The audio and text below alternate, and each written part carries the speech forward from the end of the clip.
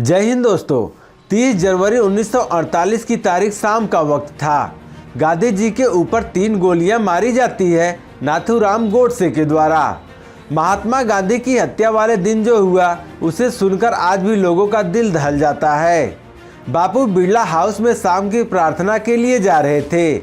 इसी दौरान गोडसे ने गांधी जी के पैर छूने के बहाने करीब पहुंचा और फिर पिस्टल निकालकर 3 गोलियां दाग दी। मौके पर ही गांधी जी की मौत हो जाती है।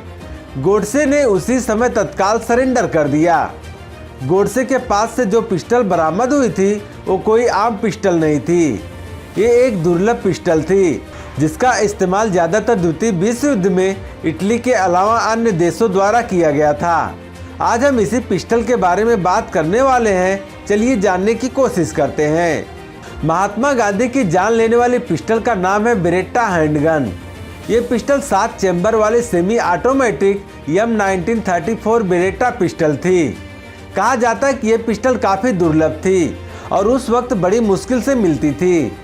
अपने अचूक निशाने के लिए बेरेट्टा पिस्टल काफ़ी मशहूर थी।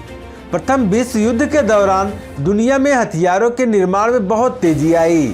पूरे यूरोप और अमेरिका में हथियारों के कई कंपनियों ने हथियार बनाने शुरू कर दिए थे। बेरेट्टा इन्हीं कंपनियों में से एक थी। दोस्तों आपको बता दें कि बेरेट्टा एक गन बनाने वाली कंपनी है जिसकी शुरुआत 1526 में हुई थी। बेरेट्टा ने 1915 में सबसे पहले इटली के लिए पिस्टल बनाए थे। बेरेट्टा की बंदूकों की क्वालिटी एकदम जबरदस्त थी जिसकी विश्वसनीयता के कारण यह पिस्टल सैनिकों की पहली पसंद बन गई थी। दोस्तों 1930 में जर्मनी की वाल्थर पीपी पिस्टल उन दिनों काफ़ी मशहूर होने लगी थी। इटली की सेना भी इसे खूब पसंद करने लगी। इससे बेरेट्टा कंपनी को उसके सबसे बड़े ग्राहक को खोने की चिंता सताने लगी। इसके जस्ट बाद बेरेट्टा ने M1934 पिस्टल को मार्केट में लॉन्च किया।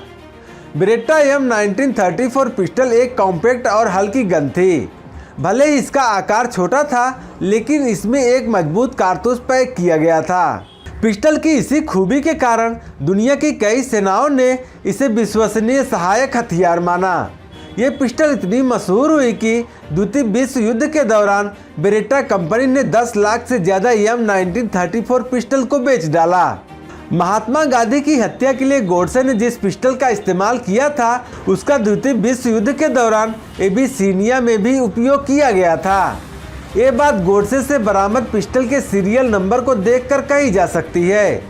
दरअसल गोडसे की पिस्टल पर सीरियल नंबर 606824 लिखा था। वहीं इस पिस्टल का निर्माण 1934 में हुआ था। इसका मतलब 1934 या 1935 में इसे इटली सेना के अधिकारी को जारी किया गया था। इटली के अधिकारी एबीसीनिया पर आक्रमण के दौरान इसे अफ्रीका ले गए। इसके बाद जब इटली सेना हारी तो ब्रिटिश अधिकारी ने इस वार ट्रॉफी के रूप में पिस्टल को ले लिया। 27 जनवरी 1948 को नाथूराम गोडसे और नारायण आप्टे ग्वालियर स्टेशन पर उतरते हैं। वे दोनों एक अच्छी पिस्टल की तलाश में ग्वालियर पहुंचे थे। गोडसे के पास उस वक्त एक देसी पिस्टल थी जो चलाने में भरोसेमंद और सुरक्षित बिल्कुल नहीं थी। गोडसे ने एक अच्छी पिस्टल के तलाश में जगदीश गोयल से संपर्क किया और उनसे पिस्टल मांगी। गोयल ने एक शर्त पर पिस्टल देने के लिए राजी हुआ, या तो उसे दूसरी बंदूक दी जाए या फिर उसके बदले 500 रुपया। आखिरकार डील फाइनल हुई और गोयल को 300 रुपये दिए। उससे कहा गया कि 200 रुपये बाद में दिए जाएंगे।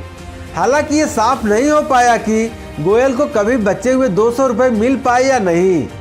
28 जनवरी की देर रात गोडसे और आप्टे दिल्ली के लिए रवाना हो गए, जिसके बाद गोडसे ने इस हत्या को अंजाम दिया। गांधी जी की हत्या के बाद जांच में पिस्टल की कहानी का पता तो लगा लिया लेकिन ये पता नहीं लग पाया कि यह भारत कैसे पहुंची। 30 जनवरी को गांधी जी की हत्या के बाद 3 फरवरी 1948 को गन बेचने वाले को गिरफ्तार कर लिया गया। 18 फरवरी को उसने हत्या में अपनी भूमिका भी कबूल की, लेकिन बाद में उसने कबूलनामा यह कहकर वापस ले लिया कि इसके लिए उसे मजबूर किया गया था। तो दोस्तों हमारी ये जानकारी आपको कैसी लगी हमें कमेंट में ज़रूर बताइएगा।